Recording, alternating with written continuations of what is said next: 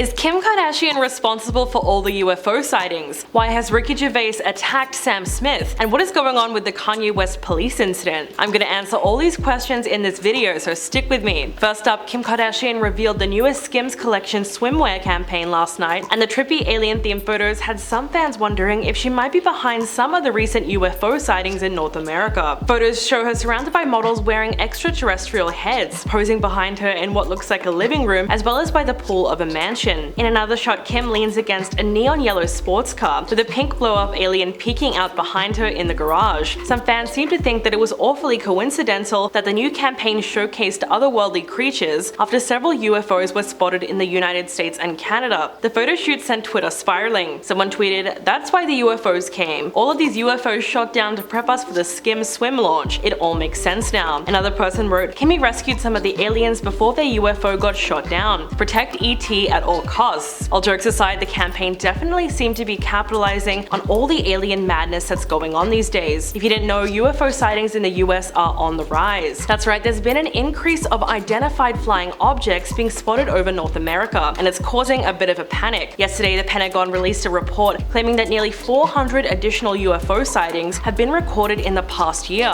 bringing the total number to 510 since 2004. The 366 additional ones were either new or discovered in the files. Of these new additional sightings, 26 have been characterized as drones, 163 as balloon-like objects, and 6 as aerial clutter. That leaves 171 unexplained, and apparently they exhibited unusual flight characteristics. 4 flying objects of vastly different shapes and sizes have been shot down by US authorities in less than 2 weeks, and while one of them was confirmed to be a Chinese balloon, the other 3 remain a mystery. It didn't take long for UFO discussion forums to light up with theories about the origins of these floating entities. No one knows if they're sent by intelligent life forms from outer space or if there is another explanation. To make matters worse, the US Air Force General, who is responsible for overseeing North American airspace, said that he was not ruling out aliens. He said, "I haven't ruled out anything. At this point, we continue to assess every threat or potential threat that approaches North America with an attempt to identify it. We're calling them objects, not balloons, for a reason." That ominous sentence sent people into an existential crisis. Now, experts have said that the UK could also be about to see a wave of sightings, thanks to its renewed interest in extraterrestrial contact. Joe McGonigal, one of the UK's leading UFO researchers, said, "I don't doubt extraterrestrial life exists. I think statistically there's a very high probability that it does, but I do doubt very much that it's actually visiting Earth." After studying many unexplained sightings, he said that some things were destined to remain a mystery, even if it was human nature to fill in the blanks. He went on to say, "There are things which on the face of it can't be explained immediately, but there's still 1,001 possibilities of what they could be, not just alien spaceships." But the uptick in reported sightings could also be because of the reduced stigma surrounding the issue. In 2021, 2 US Navy fighter pilots came forward with their story.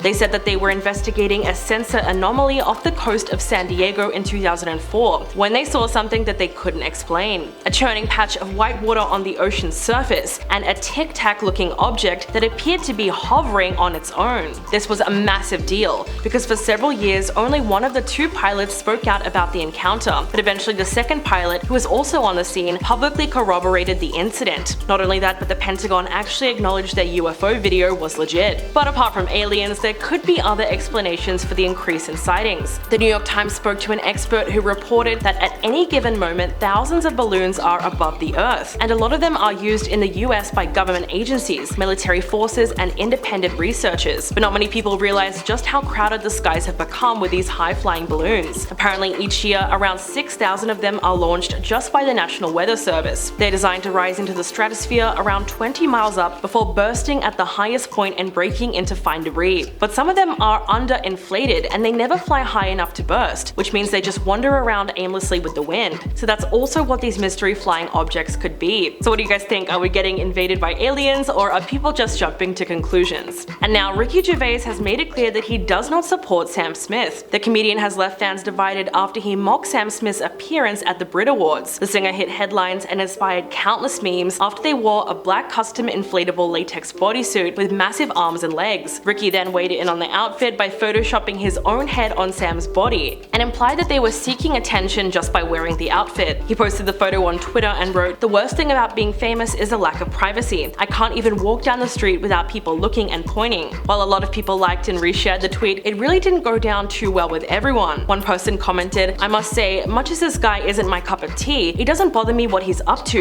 In fact, I only see things about him from older men who seem increasingly upset about what younger generations are doing. This stuff happened in your generation too. Did you know that, Grandpa?" In response, Ricky wrote, "Bit ageist." The other people that defended Sam used the opportunity to compare them to iconic stars like David Bowie, who is also very creative and daring with their wardrobe choices. Another user wrote, "I agree, Bowie is far superior to Sam Smith in terms of talent, and the talent can't be compared. That's not to say that the idea of shock factor can't be. Even Jagger used to wear dresses." While Ricky Gervais is obviously just having a bit of a joke, it does feel a little bit like he's kicking someone when they're down. Last week, Sam Smith said that they were spat at after they publicly came out as non-binary in 2019. The singer sat down with Apple Music's Zane Lowe and revealed that it caused them to struggle with their public life and their job. Apparently, while they were out and about in the UK, someone spat at them in the street. Sam said, "What I find hard about this is like, if it's happening to me and I'm famous, I'm a pop star, can you imagine what other kids, like queer kids, are feeling? And it's just so sad that we're in 2023 and it's still happening. It's exhausting, and especially in England." Not only that, but a few days ago, Sam was savagely heckled in New York City, and it was all caught on video. The clip was posted on social media on Wednesday and has since gone viral. The singer was walking down the street when an irate woman started screaming that they belong in hell. The whole thing was extremely confronting. The woman can be heard screeching and calling them demonic, sick, and twisted. She calls them evil and accuses them of being a predator, while everyone on the street just watches. Sam does his best to ignore her and walks towards the entrance to Central Park Zoo. To make matters worse, people in the comment section of that video had very little sympathy for the singer, and it seems like they found the whole incident funny. This all went down after Sam's controversial performance at this year's Grammys, alongside Kim Petras. The two singers did a satanic-themed performance of their hit song Unholy, and it had many conservative commentators in a panic. Sam started the song in red leather with a top hat with red devil horns, while being surrounded by female dancers in red robes that seemed like something out of The Ring. Kim was dancing in a cage, getting flanked by some dominatrices wearing satanic headgear. There were massive flames heating up the stage to evoke the image of hell. But what really got people angry was the fact that the performance was sponsored by Pfizer. After the ceremony, conservatives on Twitter reacted with horror because they believed it was an actual tribute to Satan. Senator Ted Cruz weighed in on the performance and said, "This is evil," and Pfizer is taking the whole truth in advertising thing pretty literally. Newsmax's Benny Johnson said, "The Grammys have gone full-on Satan worship right on Prime TV." But sadly, the backlash against the singer shows no signs of slowing down. Just yesterday, they got misgendered on a talk show and made some comments that seemed to set everyone off. While appearing on a BBC program, Sam revealed that they had a secret fishing hobby that they would like to pursue after leaving the stage. They said, "One day I'd just like to end my days fishing, like sitting on a bank." But when the presenter asked them if they would like to be a fly fisherman, Sam corrected her and said, "Yeah, I'd love to be a fisher them." Naturally, the interview quickly prompted a reaction on Twitter, with many users calling them out. So it seems like no matter what Sam says or does, people have taken a massive issue with their gender expression, and it's now reached the point where it's straight up bullying. And lastly, let's talk about the Kanye West police incident. The rapper filed a complaint against paparazzi after they followed him and challenged him to a fight. A spokesperson for the LA County Sheriff's Office said that Kanye was contacted by photographers as he left Sunset Boulevard on Tuesday. Apparently, he asked the paparazzi to stop recording him and his family. When the request was ignored, the paparazzi then got into a verbal argument with him, and apparently they challenged him to a fight. After that, Ye and the people he was hanging out with at the time went to the sheriff's station to request their assistance. At that point, a criminal report was created, and there is now an active investigation into the incident. This is far from the first time Kanye has had issues with paparazzi and people filming him. In January, he was named as a suspect in a police investigation after he was captured confronting a woman who was filming him from her car. In the video, he could be heard saying, "If I want to go see my son at a game, y'all ain't gonna run up on me like that. If I say stop, stop with your cameras." He then grabbed her phone and threw it across the street. In a separate paparazzi incident that exact same day, Kanye pulled up alongside a male fan and asked him to stop taking photos when he was trying to spend quality time with his children. He was at his kid's basketball game, but they were on a public street. In the video, he could be heard saying, "You want me to be running up on your kids' games like that? Everyone's gotta stop when I see my kids. I don't care how many of you there are. You wanna hear what I want you to do? I need to see my kids without you photographing me. It's called human rights." In August of 2022, Ye was involved in a separate incident where he allegedly punched a man who asked him for an autograph, and so the list goes on and on. Although the rapper has been laying low over the past couple of weeks, BBC has just announced that they're currently working on a documentary and an 8-part podcast exploring his life. It's supposed to be called We Need to Talk About Kanye, where where he will be confronted by investigative journalist Mabeen Azhar, who also led BBC's documentary on Britney Spears. We don't know a lot about the new project, but what we do know is that it'll be set against the backdrop of his 2024 presidential campaign, and at a time when his anti-Semitic rantings have marked his downfall. In a recent interview, he was accompanied by far-right commentator Milo Yiannopoulos, who he referred to as his campaign manager, which unsurprisingly was not a popular decision. This new documentary follows Azhar as he attempts to understand the complex journey that led the world to reassess Kanye's place in popular culture, which will be very extensive, considering the fact that his success has always been accompanied by condemnation and notoriety. An 8-part podcast series called The Kanye Story will also be released along with the documentary, and is set to focus a lot more on his blatant anti-Semitism. So what do you guys think about this latest news? Please let me know your thoughts in the comments below, and I'll catch you in the next video.